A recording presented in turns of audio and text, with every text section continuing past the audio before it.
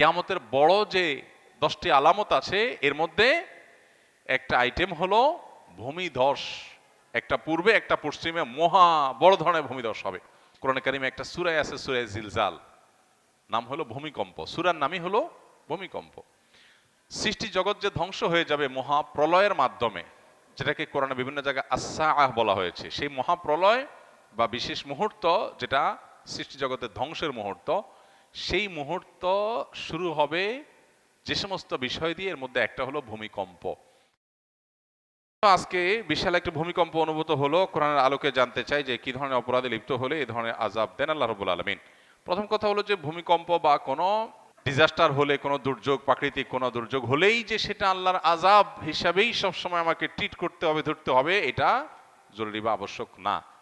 আমাদের বেশিরভাগ মানুষেরই চিন্তাধারা হলো যে কোনো অসুবিধা আসলেই সেটাকে আল্লাহর আযাব হিসাবে আমরা চূড়ান্তভাবে নিরূপণ করি। কোনটা আল্লাহর আযাব, কোনটা আল্লাহর আযাব না, এটা নবী রাসূলরা থাকলে তারা নিরূপণ করতে পারেন। যে কোনো বিপদ আপদ, যে কোনো মুসিবত আল্লাহর পক্ষ থেকে পরীক্ষা হতে পারে, আবার আযাব হতেও পারে। এখন কোনটা আযাব, কোনটা আল্লাহর পক্ষ থেকে পরীক্ষা, কোনটা আল্লাহ কি জন্য করেছেন সেটা তো আমি জানি না। আমি কিভাবে নিরূপণ করব? একজন মানুষের জীবনে বিপদ এসেছে, কোন একটা বিপদ এসেছে, হতে পারে তার এই বিপদটা তার মর্যাদা বৃদ্ধি করবার কারণ, হতে পারে তার এই বিপদটা পরীক্ষা স্বরূপ, হতে পারে তার এই বিপদটা তার কোনো পাপের ফসল। কিন্তু আমি বলে দিতে পারি না চূড়ান্তভাবে যে এটা পাপের ফসল অবশ্যই। এই জিনিসটা আমাদের মাথায় রাখতে হবে।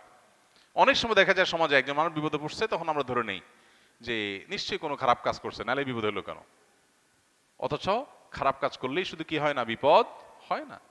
এই জন্য এটা একটা মৌলিক বিষয় আমাদের মাথায় রাখতে হবে। দ্বিতীয় কথা হলো, ভূমিকম্প পৃথিবীর সেই প্রাচীন কাল থেকে, শুরু থেকেই নানা সময় হয়েছে। কোরআনে কারিমে একটা সূরা আছে, সূরা জিলজাল, নাম হলো ভূমিকম্প। সূরার নামই হলো ভূমিকম্প।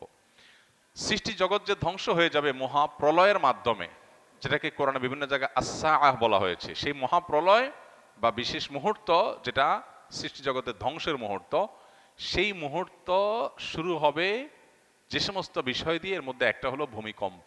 কিয়ামতের বড় যে 10টি আলামত আছে এর মধ্যে একটা আইটেম হলো ভূমিধস। একটা পূর্বে একটা পশ্চিমে মহা বড় ধরনের ভূমিধস হবে। আবু হুরায়রা রাদিয়াল্লাহু তাআলার একটা রিওয়ায়াত আছে, যে রিওয়ায়াত থেকে বোঝা যায় কিয়ামতের আগে এমন ভূমিকম্প হবে যে পৃথিবীতে মানুষের থাকার মাথা গোঁজাবার কোনো জায়গা, কোনো ঘর খুঁজে পাবে না মানুষ, সব পড়ে শেষ হবে, অর্থাৎ সিস্টেম ভেঙে পড়বে। তো ভূমিকম্পের বিভিন্ন রূপ আছে, তবে কিয়ামতের কাছাকাছি সময়ে হাদিসে আসছে ওয়াতাকসুরুজ জিলজাল, ভূমিকম্পের পরিমাণ কিয়ামতের কাছাকাছি আসলে পরিমাণে বাড়বে, মাত্রা বাড়বে। এর বৈজ্ঞানিক বিভিন্ন ব্যাখ্যা আছে, কেন হয়, কি জন্য হয়। এই ব্যাখ্যারও গোড়ার ব্যাখ্যা বা এই ব্যাখ্যারও পেছনের কথা হলো যে আল্লাহ রাব্বুল আলামিনের ফায়সালা এটি হবে। যেমন এই যে অনেক বেশি ভূমিকম্পের পরিমাণ বেড়ে যাবে, এটা রাসূল সাল্লাল্লাহু আলাইহি ওয়াসাল্লাম বলেছেন ১৫০০ বছর আগে। তখন তো পৃথিবীতে এত ভূমিকম্প ছিল না। এখন আস্তে আস্তে দিন দিন যে বাড়ছে, ওনার কথা তো খাটছেই। এখন হয়তো অনেক বৈজ্ঞানিক গবেষণা, বৈজ্ঞানিক অনেক সূত্র আমরা আবিষ্কার করতেছি। হ্যাঁ, প্লেটের পরিবর্তনের কারণে, এটা সেটার কারণে আমরা বলতে পারছি যে ভূমিকম্প হচ্ছে। কিন্তু নবী সাল্লাল্লাহু আলাইহি ওয়াসাল্লাম যখন বলেছেন, তার কাছে কোনো বৈজ্ঞানিক গবেষণার কোনো ফলাফল ছিল না, কিন্তু সেটা খাটছে অক্ষরে অক্ষরে। তাহলে বোঝা গেল যে বৈজ্ঞানিক ব্যাখ্যা, গবেষণা থাকতে পারে, সেগুলো সত্য হোক, কোনো অসুবিধা নেই, সত্য হতে পারে, সত্য। এরপরও এর চেয়ে মহাসত্য হলো এটা আল্লাহর ফয়সালা, এটা আল্লাহর ফয়সালা, এবং সেজন্য হচ্ছে। বৈজ্ঞানিক যোগ বিয়োগ ব্যর্থ হয়ে যেতে পারে, ভুল প্রমাণ হয়ে যেতে পারে, আল্লাহর ফয়সালা ভুল হওয়ার কোনো সুযোগ নাই। এজন্যই তো দেখা যায় এই যে কোভিড-19 সময় আমরা দেখেছি অনেকে পরিপূর্ণ নিরাপদ জায়গায় ছিলেন, আবার কোভিডে আক্রান্ত হয়ে গেছে। আরেকজন সারাক্ষণ কোভিডের রোগীর কাছে ছিলেন, তার কিছুই হয় নাই। তাহলে বৈজ্ঞানিক যুক্তিতে একজন লোক সেফ ছিল, সে তো ভালো থাকার কথা, কিন্তু ভালো থাকে নাই, তাই না? এই জন্য আল্লাহ রাব্বুল আলামিন কি চাচ্ছেন সেটাই বড় জিনিস। আমরা বিভিন্ন কারণ আবিষ্কার করতে পারি, ডেফিনেটলি সে কারণ আবিষ্কার করব, সতর্ক থাকবো, বোঝার চেষ্টা করব, এগুলো কোনো সাথে কোনো হাদিসের কন্ট্রাডিক্টরি নেই। কিন্তু বিশ্বাসের জায়গা হবে সেটাই যেটা আল্লাহ তাআলা ফয়সালা করে রেখেছেন। এই জন্য ভূমিকম্পের এই সমস্ত পরিস্থিতিগুলো আল্লাহ তাআলার আয়াত, আল্লাহর নিদর্শন সমূহ বলতে পারি। আল্লাহ তাআলা কোরআনে কারিমে বলেছেন যে আল্লাহ তাআলা যে নিদর্শন নাজিল করেন, সেই নিদর্শনটা মানুষকে সতর্ক করবার জন্য নাজিল করেন। অতএব আমাদেরকে সতর্ক হতে হবে, এবং এই সমস্ত ভূমিকম্প আমাদেরকে সতর্ক করে যে আমরা যে কোনো মুহূর্তে দুনিয়া থেকে চলে যেতে পারি। বিধায় আমাকে প্রস্তুত থাকতে হবে সব সময়, তওবা, ইস্তেগফার, আল্লাহর দিকে রুজু হওয়ার জন্য কোনো অপেক্ষা নয়, এখনই এই মুহূর্তে আমার তওবা করে ফেলতে হবে, হতে পারে এর পরের মুহূর্তে আমি আর সুযোগ পাবো না। দুনিয়াটা যে খুবই ক্ষণস্থায়ী, এটাকে আমরা যতটা পার্মানেন্ট মনে করি, যেভাবে এটার জন্য আমাদের প্রিপারেশন থাকে তাতে মনে হচ্ছে অনন্তকাল থাকবো, সেটা যে ভুল, এটা আল্লাহ তাআলা এই সমস্ত ঘটনার মধ্য দিয়ে আমাদেরকে বারবার করে বার্তা দেন, স্মরণ করান। নবী রাসূলরা এসে যে কাজটি করাতেন, স্মরণ করাতেন সেটি। অতএব আল্লাহ তাআলা আমাদেরকে এগুলো থেকে শিক্ষা গ্রহণ করবার তৌফিক দান করুন।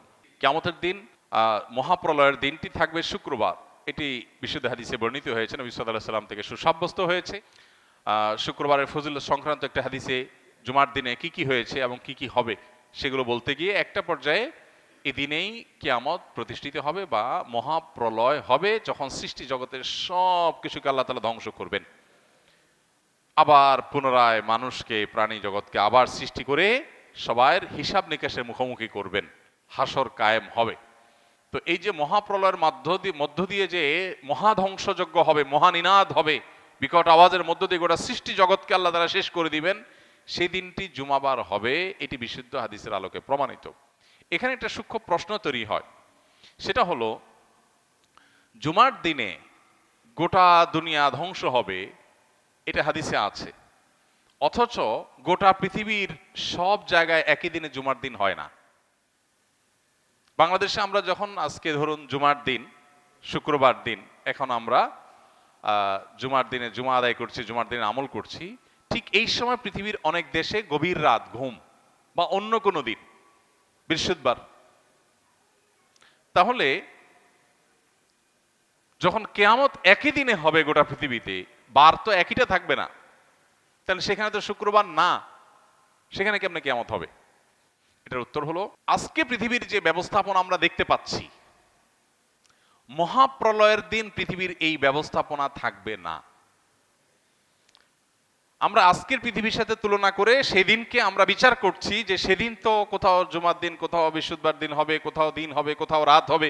এই দিন এবং রাত এবং বারের এই পরিবর্তন আল্লাহর যে সমস্ত সৃষ্টির কারণে হয়ে থাকে, যে সিস্টেমের কারণে হয়ে থাকে, কিয়ামতের মুহূর্তে ওই সিস্টেম পুরাটাই মুখ থুবড়ে পড়বে, ভেঙে পড়বে, এগুলোর কোনোটাই কাজ করবে না।